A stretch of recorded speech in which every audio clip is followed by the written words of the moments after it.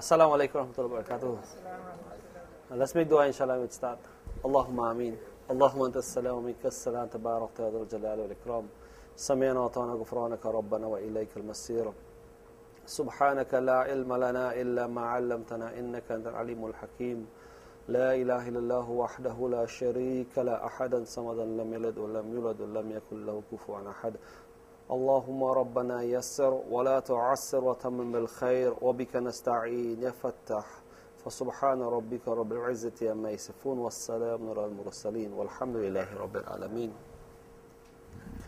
قال رب اشرح لي صدري ويسر لي أمري واحلل عقدة من لساني يفقهوا قولي.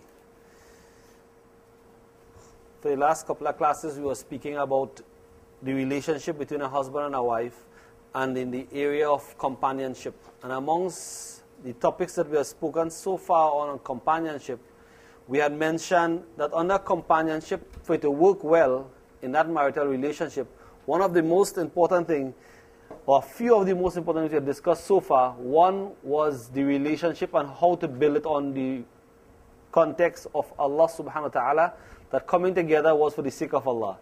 And the next we had spoken about was speech, and the importance of speech and the way we communicate with each other in a marriage and a marital relationship. And also sharing in household chores. We see how important that was, and looking at the aspect of caring and sharing with that household chores. Then we look at spending, which we concluded last class, how we should spend our wealth, both spouses, husband and wife, and how we spend our wealth. Tonight, inshallah, we want to look at the aspect of praising or showing gratitude for the favors or the good things or the kindness that a spouse would do to each other. In other words, those things that we will help and support each other in, and showing gratitude to that individual, be it our wife or the husband, and being grateful for each thing that we have been granted for. So the first of all is that one must understand that we must be grateful for the bounties and the favors of Allah. If we cannot thank Allah for the things that Allah has granted us, then how could we even understand what is to show gratitude to anyone? The Quran and the Rasul sallallahu alayhi wa sallam mentions about man lam yashkurin nas lam yashkurillah. If a man cannot thank people, how could he thank Allah? If we cannot show gratitude to man, how could we show gratitude to Allah? It means that we cannot firstly recognize what favors we are blessed with, far less to recognize Allah subhanahu wa ta'ala. So the first and foremost thing we have to look at is gratitude towards people who are close and near and dear to us. And how this took place at the time of the Prophet sallallahu alaihi wasallam, Aisha radiallahu ta'ala anha on many occasions, questioned the Prophet sallallahu alaihi wasallam why it is that he would speak so much about Khadija radiallahu ta'ala anha, continuously praising Khadija radiallahu ta'ala anha, continuously mentioning about Khadija radiallahu ta'ala anha. Why? He says this was the woman, and we were discussing this prior to this, we mentioned how she showed that amount of level of consciousness to Khadija, that why it is she became so jealous of Khadija, because Rasul sallallahu alaihi wasallam said, this woman Khadija radiallahu ta'ala anha bore my children, she took care of me, she looked after my affairs, she looked after every single thing and took care of me to the very last. She was the first to accept Islam, and so many things. She supported me in my deen. She was there and recognized this, and Prophet sallallahu alaihi wasallam continued to maintain the relationship with the family of Khadija radiallahu ta'ala after her passing, just to show how much gratitude he had for Khadija radiallahu ta'ala anha because of her relationship that she had with him. Such a relationship, for such a help, such a support, that needs to be recognized. Not that he never praise his other wives, but in particular Khadija radiallahu ta'ala was his main pillar and support, who had been with him for quite a period of time until her passing. Then he remarried to any other woman after that. But Khadija radiallahu was his actually main stay and support. So then what do we look at in praising and supporting each other? The Prophet sallallahu alaihi wasallam, he says, praise our spouse and gestures or good traits openly, especially before your family. Jarir ibn Abdullah radiallahu ta'ala anhu narrates that the Prophet sallallahu alaihi wasallam said, he will not gain the mercy of Allah in whose heart there is no mercy for men. Sahih Bukhari. Hadith found in Sahih Bukhari telling us that if we cannot show mercy and love and appreciate that one who has done something for us, then Allah subhanahu wa ta'ala, in there is no room for the mercy of Allah subhanahu wa ta'ala. There is no room for it. So, no one wants to be, if we look at deeds and the things that we do, usually when a person does an action, especially a spouse, they would do an action or a deed or something good out of their heart. Sometimes they would do it because they get into the habit and the routine that they have to do this. They think to themselves that they have to do this, so they just continuously do it. Not knowing that what they are doing is a great khidmat or a service to each other. And that goes sometimes unrecognized. That is a favor and a bounty and a benefit that we are receiving from our spouse. But yet, sometimes it looks as though it is routine. That is an everyday thing. And sometimes if we receive that service or that khidmat or that goodness, we question it. It could have been better. Or why you do it like this for? I want it like that instead. We already what? Get something. We have been receiving this goodness. And now we want to do what? Question whether it is good enough or not. Before we show gratitude for what we have received. So, when someone does an action, what do they want? Abuse.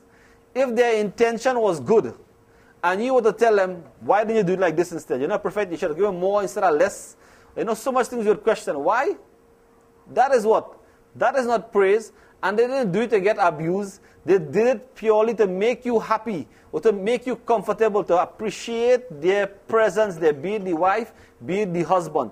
We must recognize that position when we receive some goodness from our spouse, it should not come in return that we would give them abuse, or we would ridicule them, or we would say things bad about what they have done out of goodness for us. Because when we would do like this, we are only destroying and abusing that good. We are only abusing that good. So by saying something about that goodness is only telling that individual, you don't appreciate me. And you would hear, you don't appreciate me. It's not that they're looking for praise, but what they are looking for is that you should at least appreciate some level of recognition that I am making an effort for you. I am making an effort for you. At least say, Jazakallah. Sometimes these words don't even come out of the mouth of the husband to the wife, neither to the wife to the husband. Because though it is only for those people outside of the house. Like though that particular phrase, Jazakallah, is for people outside the house. Not for what? Not for the individual husband and wife, or for children to use, or for the parents to use to their children. You don't find it. It's as though it is something that is strange. Rather, it should be something that should be recognized. Basic thing, as showing gratitude. Allah SWT mentions that to us, and the Rasul mentions, Jazakallah is of thanking Allah and praising Allah, and showing, may Allah reward you for what? Making an effort. This is as simple as that. As a simple gesture of someone doing something for us. Jazakallah. That alone is an idea of recognition. And that is a praise in itself. Praising Allah for having this person to do this little favor for me. Just saying Jazakallah is a sufficient reward. And a smile will even add to that charity and even show that you appreciate the value of this. So we don't just praise in a particular manner that is different or indifferent. But we praise that Allah becomes recognized, and we also praise that that person becomes pleased. And this is the objective. Not that we are doing an action for our spouse so that we deserve or we want praise or we demand praise for it. It is not that we will do an action for that. It's not the mainstay or objective of doing a good deed. So when we look at it, no one will do a good deed with the hope that someone will abuse them. If you come to the house of Allah and you are doing something for the pleasure of Allah, you don't expect someone to come and abuse you while you are doing good. Because it seems as though it is unnatural, it is unbecoming of someone. You come to the house of Allah and then you get abused for it. It is as though that person wants to run you away from here. They don't want you to come close to it. And if, on the other hand, now they come and understand, they tell you different things. You don't feel appreciated, you don't feel welcome. This is just the house of Allah. What about the house in which you live every day, your home? When you would abuse your wife, or the wife would abuse the husband, or the husband and the wife would abuse their children, how would they feel in that environment? They may not want to even stay in the house for any long length of time, because they are not being appreciated. So appreciation is the foundation for actions in our home. Appreciate it. Show gratitude for it. Show recognition, because everything that we do for each other takes time, it takes an effort, and it takes from that person the willingness and the courage and the love, the sohbah, the closeness that one wants to get to that individual who they love and cherish, that they would do something good for. Not for any other reason. This is the main objective and reason that one will do something that is good. So this is one of the main recognition that one will look for. It takes only 3 small words to give your spouse a compliment. And it doesn't have to be every day, but it will have an enormous impact on your marital relationship. Those 3 words could be, this tastes delicious, or you look good, or the lawn looks beautiful. Simple as the lawn looks beautiful. Or the best, Jazakallah. May Allah subhanahu wa ta'ala reward you. Also, if you praise her or him within moderation in front of your family members, even if the spouse is absent, this would be a sadaqah, charity on your part. Not complain, praise. Praise your spouse in front of your family. This also elevates their status. Not false praise, but real praise. Genuine praise, showing that this person is as valuable to you and is important to you in your life. And that is important. Sometimes the only thing we could say in front of our family about our spouse, about our husband, or about our wife is everything else negative except something that is positive and worth praising. And this is something we have to rid ourselves from if we really want to show gratitude and recognize our spouse. However, if with due precaution one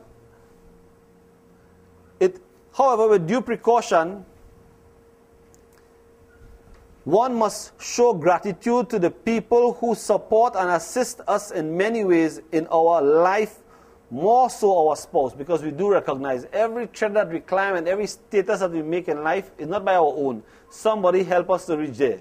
Someone did something for us. Someone did something for us in order for us to climb one step higher in life. And therefore, we show gratitude to Allah and we show gratitude to the people who have made us climb these stairs higher in our life. It is not by our own will. In another hadith of the Rasul sallallahu alayhi wasallam, he says to us, from Imam Ahmad, he said, the Prophet sallallahu alayhi wasallam said, the most grateful people to Allah, blessed and high, are the most thankful of them to others. Who can show more gratitude? To others. This is who Allah subhanahu wa ta'ala will recognize, when we would be grateful to others. In another hadith of Imam Abu Dawood alayhi rahmah, he says, those who do not thank people do not thank Allah. Abu Dawood. An individual may present gift to some on some occasions to show gratitude for a job well done. In the same breath, an individual should not look for praise or gift for the things that they do for others. Rather, they should hope for the mercy and blessings from Allah. So one should not look for praise, but look for blessings from Allah. That is the main objective, not the praise. And the hadith of the Prophet ﷺ tells us clearly, he says, innamal a'malu binniyat, that every action is judged by our intention. If our intention is to do it for the pleasure of Allah, then it should be for the pleasure of Allah, because then it will own and earn a reward for us. Other than that, if it is done for any other purpose, if it is done for show, if it is done for just mere praise, then it will only be for praise and show. Otherwise, if it is done for the pleasure of Allah, then it will earn the reward from Allah subhanahu wa ta'ala. And that is being conscious about accepting a praise or showing gratitude to someone. On the other hand, sometimes we hear of our spouses saying, Jazakallah for your help. Thank you so much. What do they really mean? You really give no help. So sarcastically, what they say? Thank you very much for really not helping. But they really just want you to know what? That they need your support, they need your help. And they are saying in advance, you didn't help. So there is when we use the same praise in a negative tone to only underscore the weakness or the laziness of the person, or probably the negligent behavior at time of the other spouse, not showing support and help. So we use it in a negative sense. Thank you, but no thanks. We use it in that attitude, telling us clearly that sometimes that praise, what you're really supposed to get, you ain't getting it because you didn't what? Help. So when it is used like that, it has no what? No real benefit. No one really gains anything. And the person is more upset. Because that thanks is not really what thanks. It is not showing any gratitude. It's just making that person let you know that you didn't really do what you're supposed to do. And that happens on many occasions, in many relationships, that this praise is used in the wrong way. And we should be mindful that we don't go down that road using that praise in the wrong way, because sometimes it becomes a habit, and every time we don't get what we want, we use it in a negative term. If we use it like this continuously in our relationship, what happens? The person begins to get to feel that you will always use that, and you don't really mean it. Even if the person does something good, and you praise them, they will say, well, nah, you really mean that. You really mean what you're saying. Because they already believe that you started what? Tell them, I don't like that praise. You're really saying that out of your heart. You're not talking from your heart. You're not saying it with truth, that you really mean what you're saying. So they lost that what? That value of praise, and they no longer appreciate genuine praise. So therefore, we should avoid that type of negative attitude in using that word for thanks but no thanks in that connection, because it already shows clearly that there is no praise there. And that attitude, if we stop it and we change it around and we use it in the proper way, then maybe it will be meaningful and it will give some benefit. What is one of the benefits of it? Is that praise is a motivation. It is a benefit. It increases the individual to do good. Allah subhanahu wa ta'ala tells us in the Quran, He says, In shakartumuni la azidannakum. If you praise me, Allah is going to what? Increase His reward and His benefit to you. If you praise someone for something good, you would see them being more disciplined, more servitude, giving more better help, being more pleasing, more happiness, more joy comes out of their life. From what? Just this praise. No wealth, nothing, but just showing your genuine love and appreciation. It motivates that person to do more. It motivates that individual to do more for you, because they think to themselves, they know that this person recognizes me, and they recognize how good I am and how important I am in their life, and they love me and they care for me, and they know that if I do this, I know that they do not neglect or will not reject, and they will not even ridicule me or say anything bad about me or even abuse what I have done for them. But there are people who all their lives, no matter what you do for them, they don't even recognize it. They just take it as though that is your duty, as though that is what you suppose, that is what you're in this house for. You have no purpose. And sometimes you'll hear the wife saying, well, I know my place here, and I just had to clean, cook, and wash. That is all I am here about. Nothing else. Because nothing else here. Father do anything, children do nothing. I'm just here for that purpose. I'm like the slave in the house. That's what they say, because why? What is lacking? Praise, recognition. The purpose that Allah subhanahu wa ta'ala has made them there is to recognize them. And in the hadith of the Prophet sallallahu alaihi wasallam, it shows how that sohbat and love for that person who does the khidmat and the service for that person, if we cannot show recognition to that, then what is going to happen? We are only going to create someone who will be doing deeds for their family, for their spouse, for their husband, for their children, but will do it with such a manner that they are doing it as though they are slave, as though they don't have no feeling. It is as though they are like robots operating and functioning in a home without any sort of love in it. It comes just like even preparing the food and saying it tastes good. Just saying that means something. Why? Because that person knows with love he or she is presenting that food. Likewise, if you go to a place and you buy that food, they don't care how it tastes, whether it's cold or hot or whatever it is. Once you pay the money, you get the what? Food. And that is the end of the day. Not with love or anything of this sort, but once you pay, you get. And the wife or the husband in our home, we don't work for each other by pay. We work for each other and support each other, for we appreciate and recognize each other, not for any other reason. The wealth that we earn and we share, the love that we share, is that we must appreciate each other. And that is the objective of praise. And when praise is lost in that relationship, it is very hard for each individual to work. In other words, his job becomes twice as hard. A person who is motivated to do something and is appreciated and is recognized for what they do, they work and they love to do work. But a person who works and only knows that they have to receive abuse for that work will not want to work, will not do any work, and will run away from that work.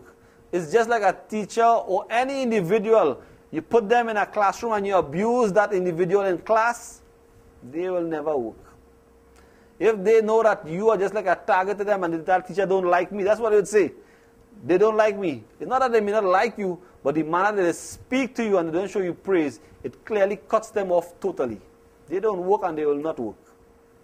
But if you change that attitude, it will make a difference in our homes. And the Rasul sallallahu alayhi wasallam had shown us that clearly, that those who surrounded his life, the little of things that they did for him, he would show gratitude to them. And he would ask them, what you want in return, what you could do, how can I repay you, what I can do for you in other turns, just let me know. Because he appreciates the value of each and every one. One of the companions of the Prophet sallallahu alaihi wasallam, where he used to bring the water into the khidmat of the Rasul sallallahu alaihi wasallam and for him to make the ablution and the wudu, he asked the Rasul sallallahu alaihi wasallam, what do you want? What do you want? In other words, he's saying, he's appreciating how this and how great is this individual bringing water for me to just make wudu and ablution. What do you want in return? He says, I just want to have your companionship in paradise. I just want to be your companion in paradise. And the Rasul sallallahu alaihi wasallam says, بِكَثْرَةِ السُّجُودِ. Then involve yourself in abundance of prostration and paradise will be yours. And you'll be my companion in paradise.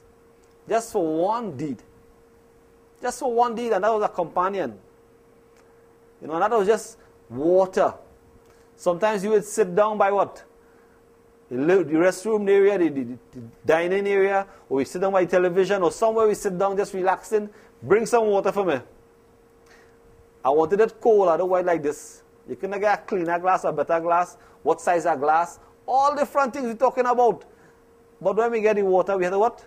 Complain about the glass and the type of water. But we didn't appreciate the water reach to us and we were sitting right there. But everything else, we have to talk about the water. What do we want in return? No jazakallah, but everything else about the glass and the water. This is as simple as it takes. Just a simple deed as this. And the Rasul said, this man only just did what? This companion only did one thing. He just used to bring water for him to do what? Wudu. And what he said, what do you want? And paradise. All he wanted to be his companion in paradise. And this is all he had to do. And Rasul said, this paradise will be yours. Just for this action. Just for this one action. What do we want in return? If we praise our spouse properly and we ask Allah's reward on them, Allah would also increase in their heart love for us. Sometimes we don't see this. We don't see that the barakah and the blessings then we would say Jazakallah, that Allah subhanahu wa ta'ala accepts this dua, and what will be their condition? Allah changed their heart. But when we operate in a niggardly way and we tell ourselves, you know what, we don't really want this kind of thing for me, and I just want to be harsh with them, then no, their heart will also become harsh to us. But if we do it with love, then love will also increase. So that is one topic, inshallah, that we should bear in mind, and one of the points in our relationship with our spouse that we should try to maintain and improve as much as we can. The next area that is very important for us to look at is our in-laws. Our in-laws. And that is one of the areas that, when we look at marital relationship, that sometimes seems as though one of the most difficult things to deal with.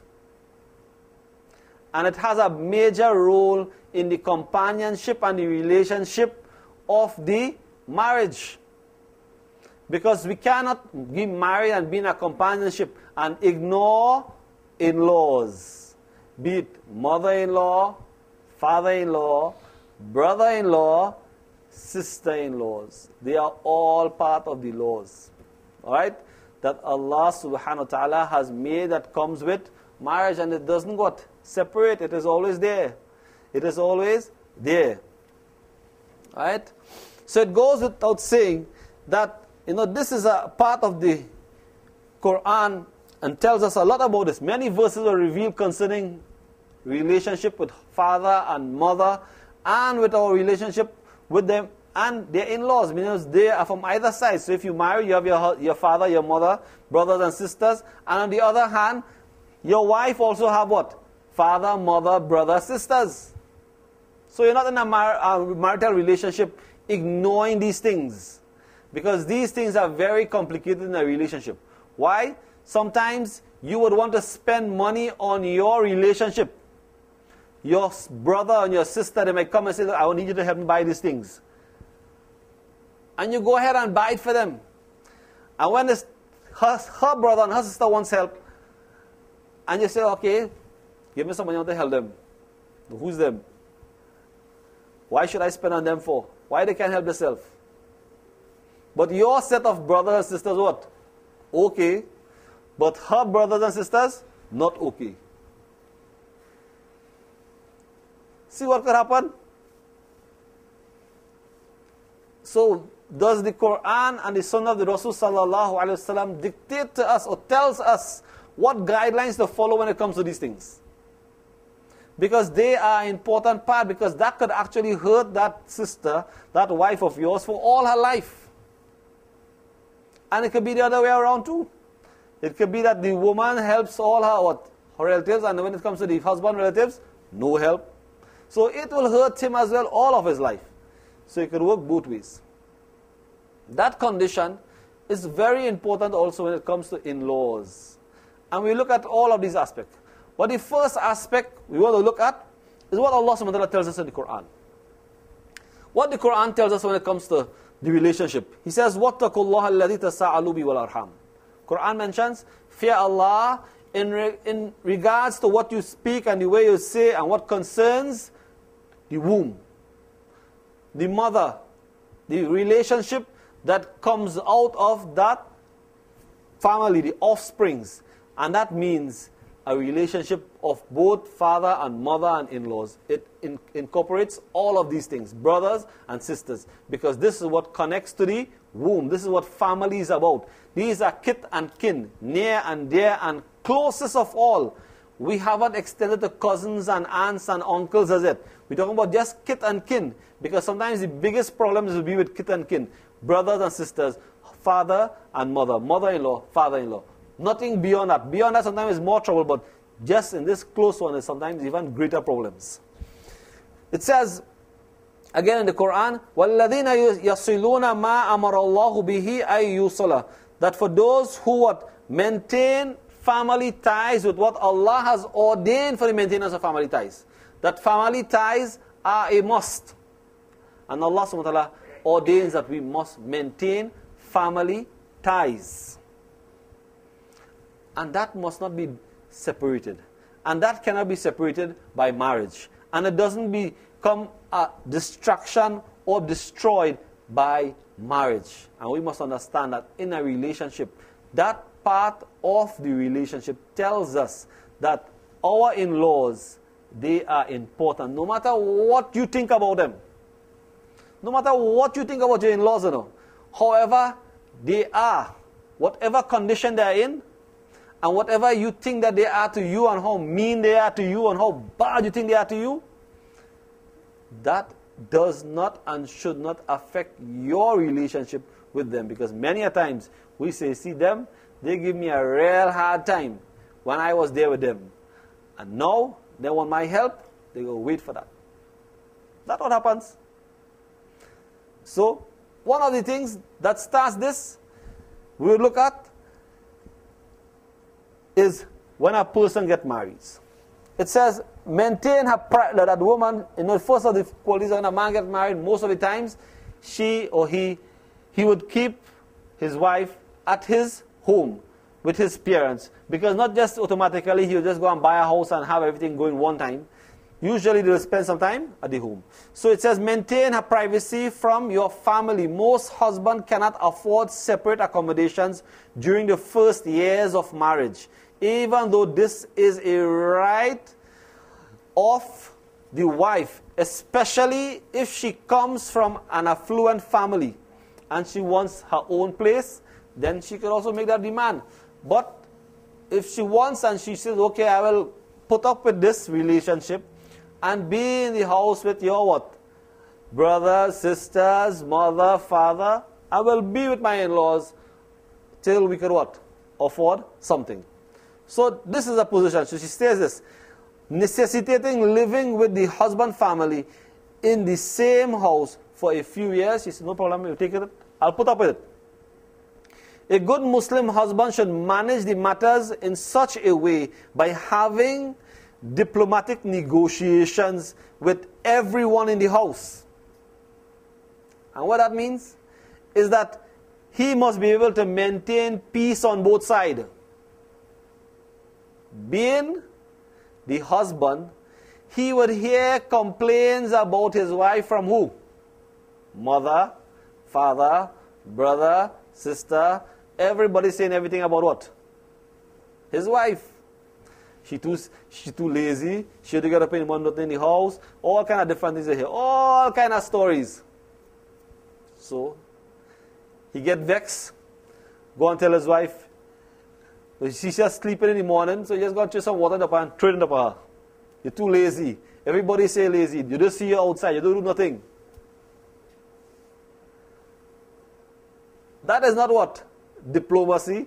That has been what? Ignorant of how to deal with the relationship. First, the beginning, you bring her in the house, and you didn't tell her or let her know that, well, you know what you have to do, what you don't have to do, and what is all different things. You just give them what? A set of chores, as though you bring her to what? Help or facilitate in chores. As though you couldn't get somebody else to do it, so she has to do it. Now, really and truly, you don't get married just for that purpose of fulfilling chores in a house, especially when you go in an extended family or go into the family, and this is the role that she has to play. We think this is what has happened, but this is totally what? Not part and parcel of it. No way.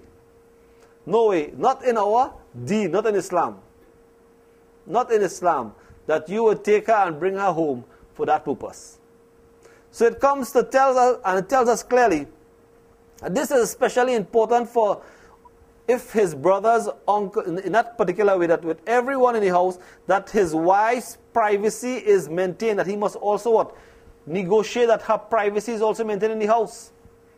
He brings her to this house, not knowing that she is still a stranger to everyone in the house. Yes, that is what? His wife, and he could be with her in that manner. But no one else in the house could be in the manner that he could be with her in the house. No one else. Except probably the sisters who might be in that house. No father, no brothers will have the same relationship with her. In other words, to be as close to her or to be with her in that type of relationship. In being there by herself or being with her by herself anyway. Strange. You understand what that means? Is that the husband, he is the person whom is legally and rightfully the one who could be with her in private and by herself. Not the father, not the brothers of his. Only just the what? Husband. Or the sisters, or the mother. So if you take her into your house and you say, look, all my brother's clothes and father's clothes you have to wash. And all their undergarments you have to wash. This is not part and parcel of that project. Because you are breaking the rights and the orders that Allah has put between you and protecting them. Protecting her from them. That even her own clothes should not be seen, her private clothes should not be seen by them. Strange. Because she is not part and parcel of the entire what? Household. So it might seem as though, yeah, she could be there, anything happen. Okay, they're in the house. What Islam tells us is that that person is an individual who needs her privacy, and Allah has made that relationship between mahram and ghayr mahram. Who she can marry and who she cannot marry. And that we must underline that in Islam, that's why separate living quarters and separate areas are also important in that relationship, especially in a marital relationship. So we just cannot go, well, this is my daughter. Even though you're the father-in-law, I will treat you like what? A daughter. Yes, you have to be kind to her. But there are certain limits and limitations even for the what? Father-in-law. And that is my sister-in-law. I will treat you like a sister. Well, there is also a limitation when it comes to what? Even the brother-in-law treating his sister-in-law like his sister. Alright? So, it mentions that this is especially important if his brothers, uncle, male cousin, or male servants are dwelling freely within the house, frequenting the same kitchen and sitting room. They are just like normal. They think it is normal. They think it's what? Normal. She's just a normal person in the house. So they can come outside in their underwears and walk the house. And she's right there. Or they just come out with almost a piece of clothes and they're outside there. It goes vice versa, of course. That she cannot dress inappropriately in front of them as well. But they cannot what? Do this to her. Alright? Because this is something that is restricted and prohibited. Because this is not your wife. It is your son's wife or your brother's wife. So therefore that protection is also needed and must be safeguarded. It sounds as though it is way far-fetched, but this is what Islam has provided for the protection of that individual and her chastity and her freedom from all of these what? Difficulties that one would have posed before her. So one just cannot come out of their rooms and walk around like that and say, well, we live in the same house, no big thing, we all like family, all are always family. It seems as though all are is what? Family. Family also have restrictions that a daughter cannot dress in a particular manner in front of her own brothers and her father. Like, far less for what? A stranger coming into your home. So it goes on mentioning even further to that. So many families bring their daughter-in-law home after her marriage without realizing that from now on proper measures need to be observed in order to follow the Prophet ﷺ advice. And what is his advice? He says, the Prophet ﷺ said, beware of entering upon women. A man from the Ansar said, O Messenger of Allah ﷺ, what about the in-laws? What about the in-laws? He said, the in-law is death. Hadith found in Sahih Bukhari and Hadith found in Sahih Muslim. what this really means? The hadith implies how careful a Muslim husband should be about his male relatives entering upon his wife, especially in a private space such as her bedroom. You as a husband can ensure that this must be followed. You know, not even the mother-in-law. If the daughter-in-law is changing her clothes, she just can't go and barge in inside her there. I'm the mother-in-law, I'm like the mother. I could just go in the room. Cannot happen so. No sisters cannot even do that. And we as men cannot do that in front of other men too. So this tells us, even though you feel you are like the mother, you just can't go in front there and walk in and you know, like everything is okay and all normal. Because Allah clearly puts in place restrictions. The Rasul sallallahu alaihi wasallam saying this is like death. This is a destruction. This is a fatal blow to our iman. That Allah has put this parda and this measure and this protection for that individual. And we have to what? Maintain it. So, if we were to do things, these are some of the guidelines. You come with your wife in your home, with your brothers, with your sisters, your mother-in-law, the mother, your father. What do? Some of the things we should do is, for example, and making it our modern day style, how easy it is to practice it. Ask your family not to enter your wife's room unless she approves. Example, when she is lying down or if she has closed the door, know that you just can't go inside like that. Just can't open the lock and just walk inside. If she has it closed, then respect her privacy. Now this could be on the adverse too, you know. So every time she hears work, she goes inside and lock the door. Right? It doesn't work so like that. Right? It's not like that. We're not talking about that aspect of it. You know, we're talking about, you know, people who say, well, she making trick and all kind of things, and she starts to have a headache and she all you know, these are the normal excuses you'd hear. They'll use these as what? Backup, you know. Well, she's staying inside all day. I don't know what she feels she is. What she feels she's on. Right? That is not what we are talking about here. You know, those excuses and all those things you'd hear people saying, and all those attitude people talk about, you know, daughter like this, daughter like this, daughter like that. We ain't talking about that. We're talking about what is her rights. Her rights in the relationship, no matter what you say, or whatever you think, should not make you go against this order of Allah. That Allah protects her and her right in her private space, then you must also what? Protect that private space. Honor that and respect that, no matter what you think. That is your thought, that is between you and Allah to decide that, and to know what is the real outcome, what is the position with the other things that you might think. But when it comes to her what? Respect and her honor, then that must be observed.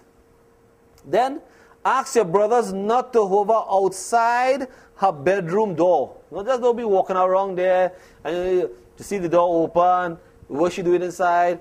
No. You can't have nobody what? Especially your brothers going around like that. Not that they cannot talk to your wife. No, we didn't say that.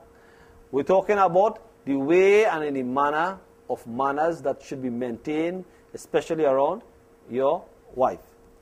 Alright?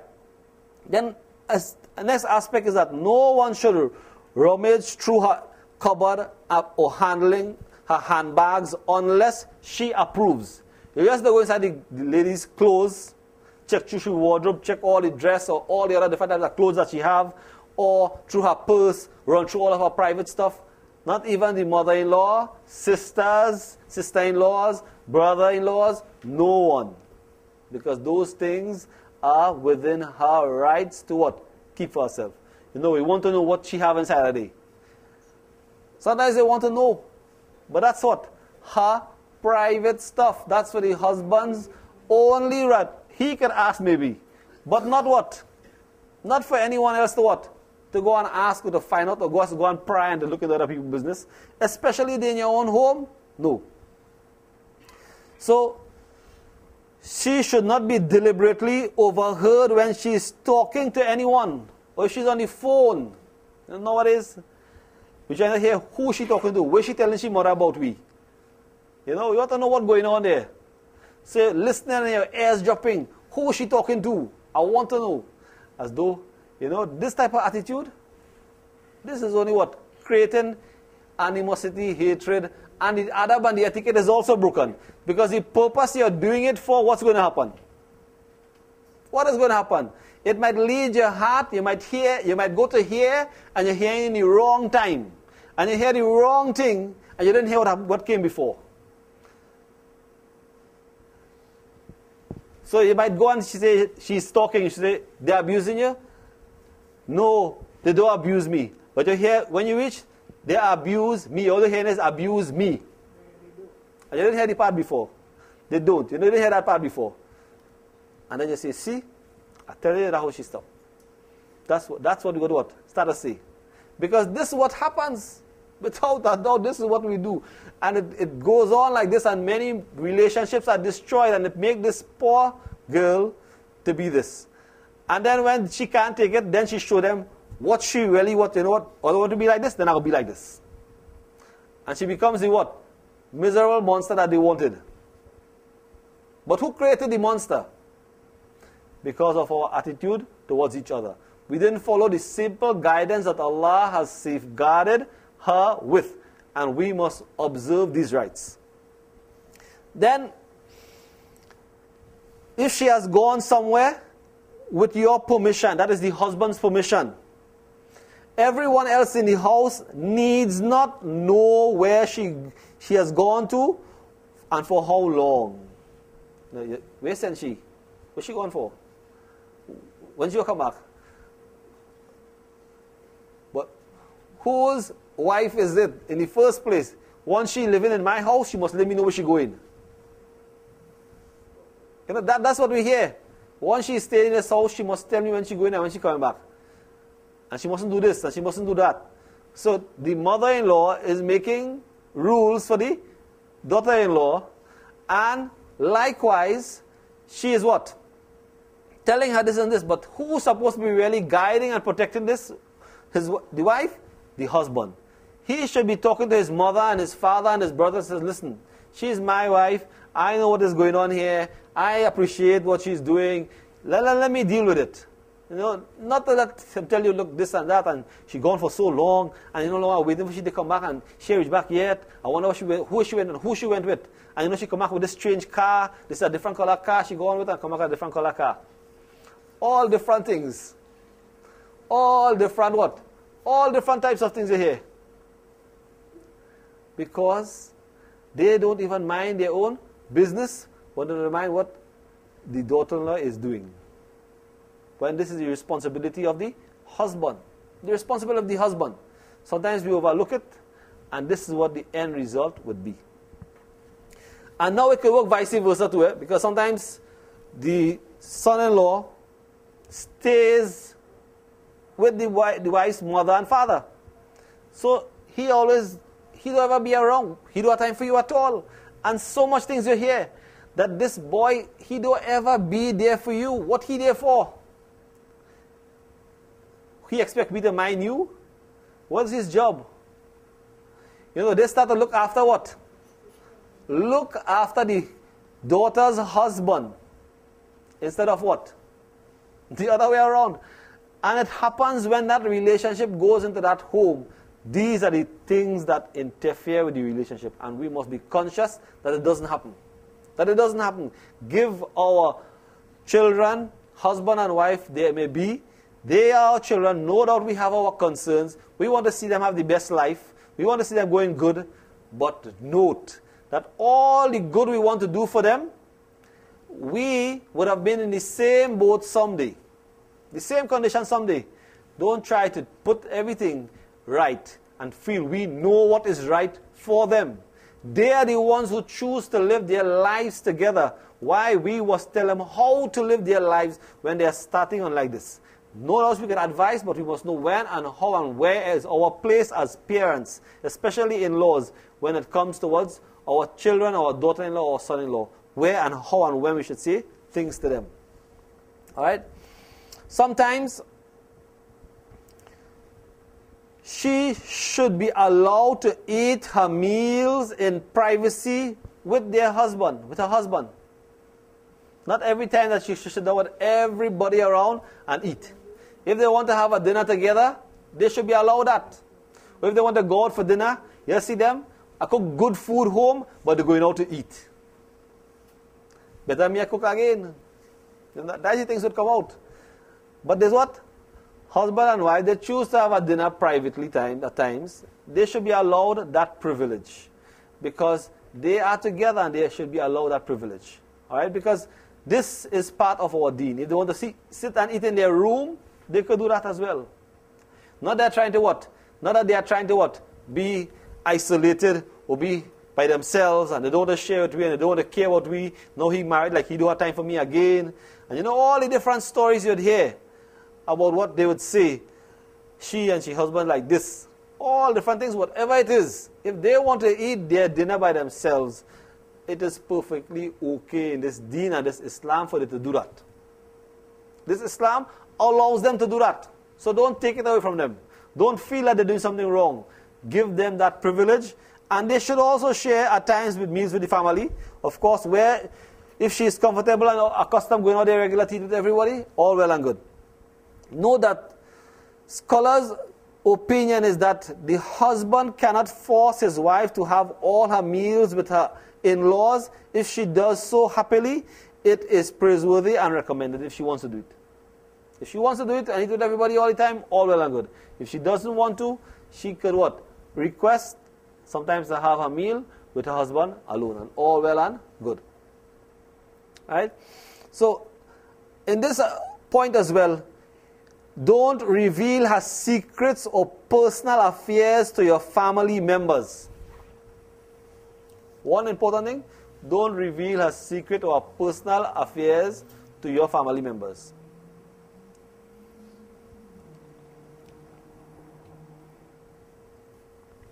If they ask too many questions, make it politely clear that this kind of questioning and behavior is not right. In other words, they're asking you, they keep prying and they're trying to pry into a situation. I hear this. What going on? They tell me now. I need to know. They don't need to know. They don't need to know. But they want to know. And that is between you and your wife. Then leave it between your wife and yourself, no one else. They don't need to know that. So sometimes they might ask, and if it is private and you want to keep it like that, then keep it like that. Because it should be like that. It should be that way. Because sometimes you would say such a thing, even though you are angry, maybe you may have a heated conversation together. You just don't go and try to make noise to the whole house or the hair. Or you don't say things and they want to ask, and then they will add to it now, because you know why? They will stand on my side, my daughter, my son. You don't know what it takes to bring him up. And then they will start behind what? The daughter-in-law. Give she every piece of thing they want to say, because they was boiling up all the months before. They know all the bad things and know what they want to do. Let out all of it upon her. So you just say one thing. And that one thing does what? Melt her down. Because they will finish out everything. And not only one person, brother, sister, mother, all of them coming together now on daughter-in-law. Poor daughter-in-law take everybody plus you. When you look at it like that, you may not want to say a thing. Because this is your wife. At the end of the day, if they all abuse her, you still have to talk to her. You still have to sleep with her. You still have to eat from her. She still have to wash your clothes. She still have to talk to you. You still have to talk to her. And you take all of them abuse her, and you don't say nothing. You stay quiet. But I'm a mother, what will tell she? I'm a father, what will tell she? You know, what will tell them? I'm a parents, I'm a brother. If I say anything, you know what happen? I might get put out.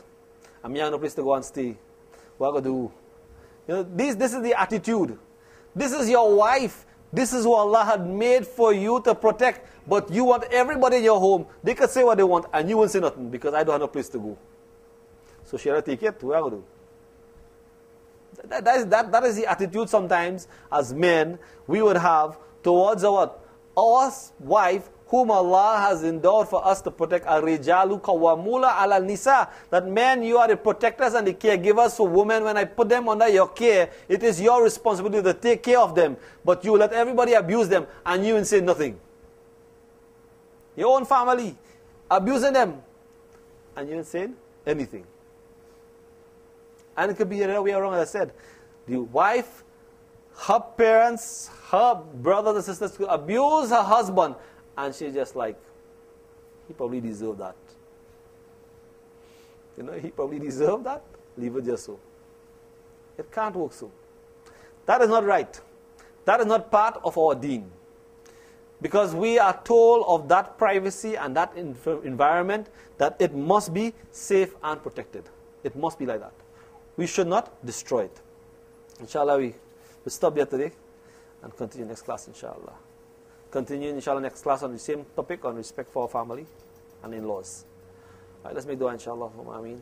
اللهم أنت السلام ومنك السلام تباركت يا ذا الجلال والإكرام سمعنا وأطعنا غفرانك ربنا وإليك المصير لا إله إلا الله وحده لا شريك له أحدا صمدا لم يلد ولم يولد ولم يكن له كفوا أحد سبحان ربك رب العزة عما يصفون والسلام على المرسلين والحمد لله رب العالمين